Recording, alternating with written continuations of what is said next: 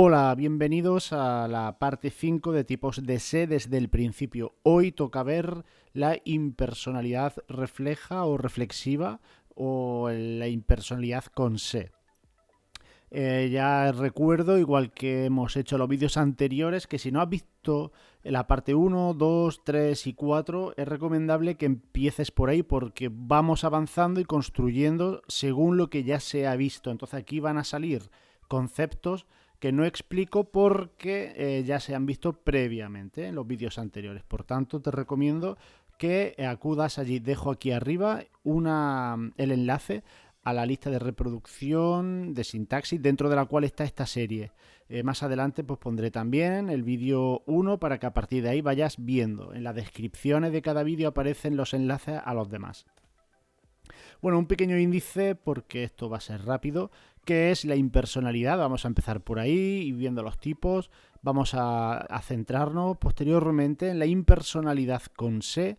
Por último, aprovechando que vamos a ver el método para identificar este sé impersonal, pues hacemos el resumen de todo lo que hemos visto hasta este vídeo, es decir, de las 5 partes, y os propongo una pequeña actividad. En este vídeo en concreto sí uso una obra que me sirve de referencia y que es muy recomendable especialmente para los alumnos de bachillerato. Que sería, o alumnos de primeros cursos de la carrera de filología, incluso no solo la de hispánica, puede valer para la de cualquiera, ¿vale? El mismo autor del libro lo recomienda para estos cursos. Bueno, ¿qué es la impersonalidad? Pues mirad, siempre se habla de impersonalidad, pero puede ser dos cosas. La impersonalidad semántica o la impersonalidad sintáctica. La semántica viene a ser que el agente o no está, o no se conoce, o no importa. El caso es que no hay en la oración ningún agente. Pues, por ejemplo, pronto se conocerán las noticias. Efectivamente, hay un sujeto sintáctico, sabemos que hay tercera persona del plural. Lo que no sabemos es quiénes conocerán. Pues todas las personas, algo así, ¿no? Pues esto sería una impersonalidad, porque no es alguien concreto. Entonces, pues bueno, hablamos de en este mundo, si no lloras, no mamas. Bueno, pues la paremiología estudia precisamente los refranes donde el sujeto nunca es una persona concreta, porque suelen ser axiomas, suelen ser enseñanzas aplicables a todo el mundo. ¿Se vive bien en España? Pues es que ni todos, ni unos pocos, ni algunos, es una frase, es una afirmación categórica. Directamente no hay agente. Nieva en la sierra.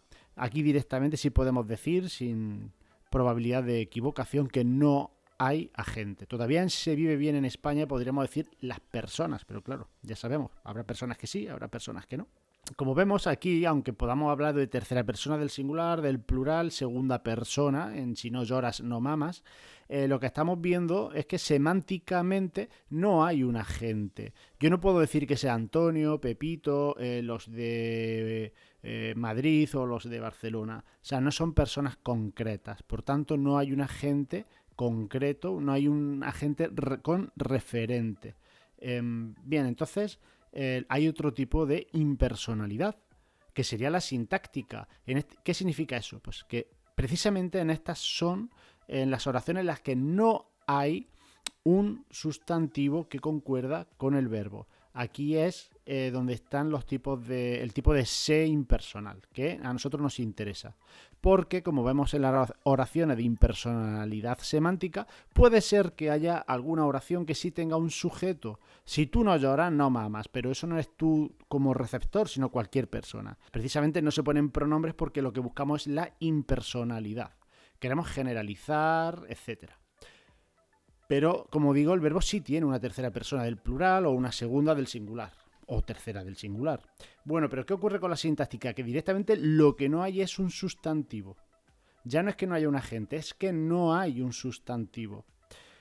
Puede ser que no exista, como en el ejemplo anterior, nieva en la sierra. Aquí tenemos un ejemplo de una oración en la que no hay ni agente ni sujeto, ni sintagma nominal sujeto. Es decir, hay impersonalidad semántica por no haber agente, impersonalidad sintáctica porque no hay sujeto.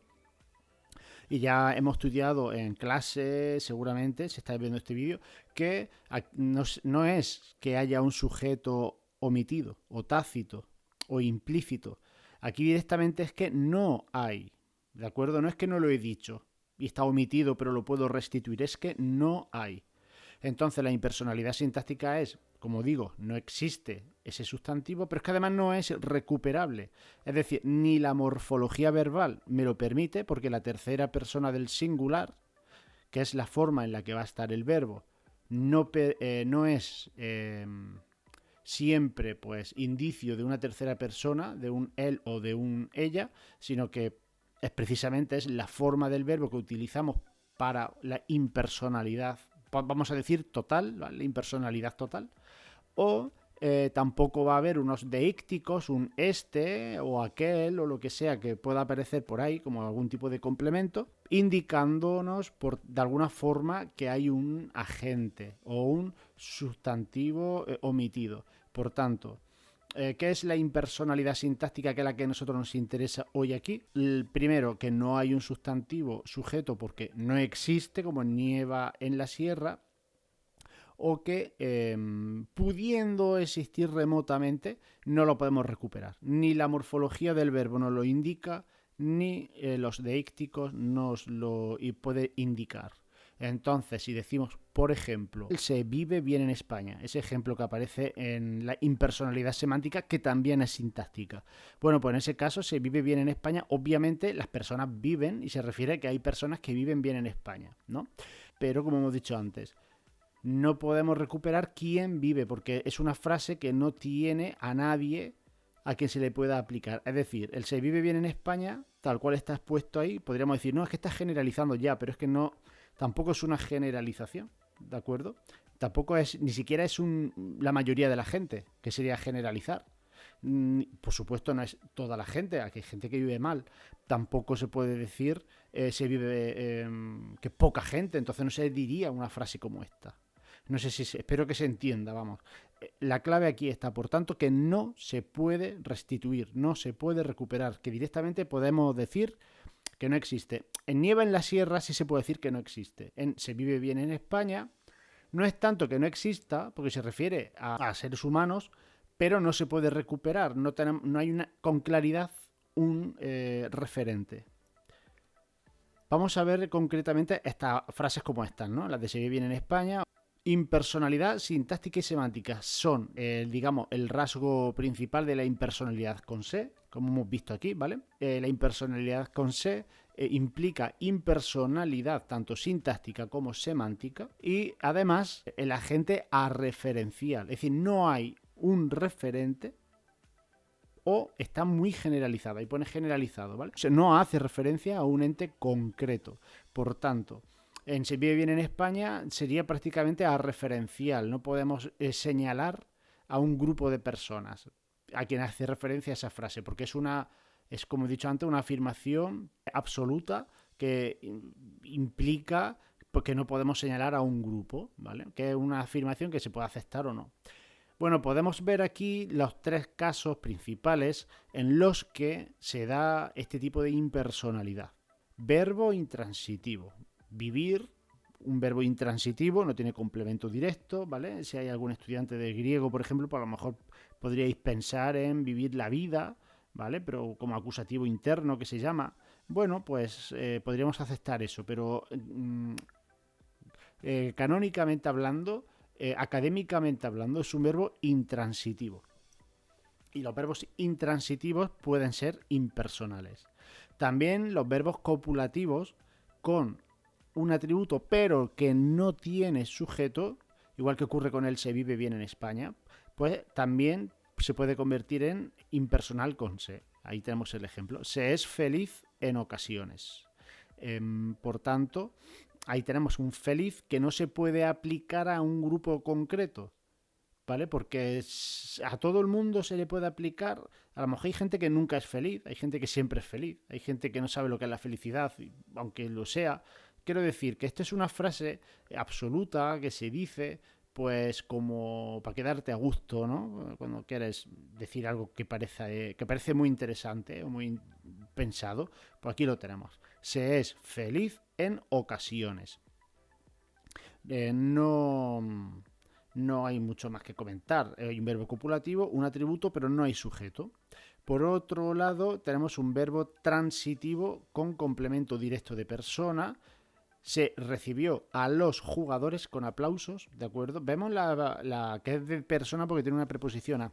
A veces hay complementos directos con preposición a que no son de persona, también valdrían, ¿no? Pero bueno, yo he puesto ahí de directo de persona porque son los más claros.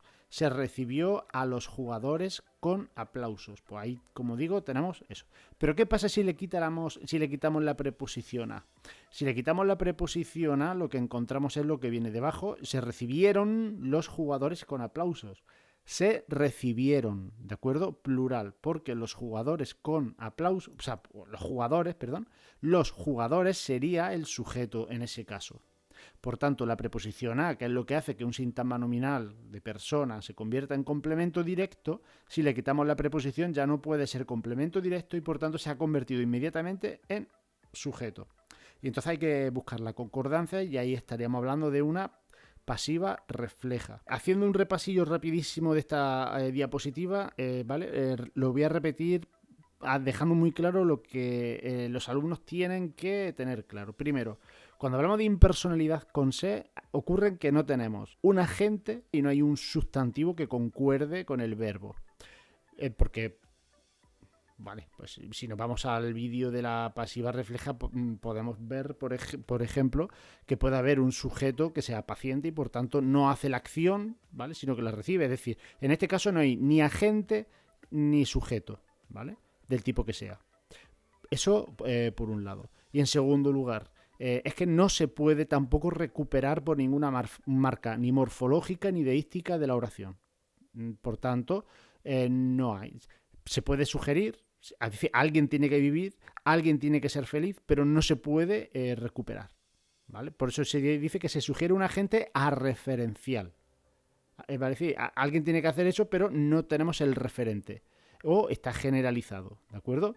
Por ejemplo, en se recibió a los jugadores con aplausos, si sabemos que es un grupo de personas que van al estadio a recibir a los jugadores que han ganado un trofeo. Pero se está generalizando, porque no sabemos si alguien no aplaudió. Ahí sí hablamos de generalización. En los dos primeros no. ¿De acuerdo? Directamente es arreferencial. En el último sería generalizado porque si sabemos que es un grupo de 50 personas, de 60, están grabados, han ido a los medios de comunicación y por lo general la gente está aplaudiendo, pero no sabemos si alguien se quedó sin aplaudir. Por tanto, generalizamos. Y no confundir con la pasiva refleja, que es lo que tenemos en rojo. Si le quitamos la preposición, hay pasiva refleja. ¿De acuerdo? Hay un caso de confusión, lo vais a tener en la actividad final. Bien, pues vamos a ver ahora lo que sería un poco el resumen. Vamos a empezar por la premisa. Lo primero que tenemos que tener clarísimo es que necesitamos una oración con el verbo en voz activa y la presencia del se. Marca o pronombre, porque en principio, antes de analizar la oración, no sabemos qué se es. Si es un se de un reflexivo y por tanto si es pronombre y tiene función, o si es un se que marca pues la pasividad refleja o si marca la impersonalidad. Ahora mismo no lo sabemos.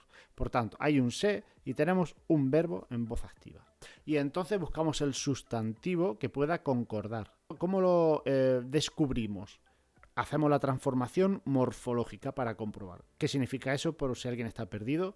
Cojo el verbo, si está en tercera persona lo pongo en primera, o si está en singular lo pongo en plural, y entonces el sustantivo que falla, el sustantivo que ya no concuerda, puedo hacer de hecho varias transformaciones para estar seguro, porque a veces me puede sonar bien, pero no estoy seguro. Bueno, pues hago varias transformaciones. Ese sustantivo que no encaje, que tendría que cambiar por otra cosa para que la oración estuviera bien, sería el sujeto. Si no concuerda, si no hay nada que concuerde y hay un se, pues entonces vamos a pensar en impersonalidad. Por tanto, sería una impersonal. Pero si sí tiene sujeto, hasta por ahí, incluso puede estar omitido, pero se ve fácilmente. Si en una oración aparece se peina el pelo, alguien lo hace. Por tanto, si hay sujeto, aunque esté omitido, ¿de acuerdo? Vamos a pensar con la cabeza. Si se dice se vive bien en España, ahí no puedo decir Antonio. Por tanto, ahí no habría sujeto, ¿de acuerdo? Esa es la diferencia entre un sujeto omitido y directamente que no haya sujeto. Entonces, si tiene sujeto, pensamos si es paciente o agente.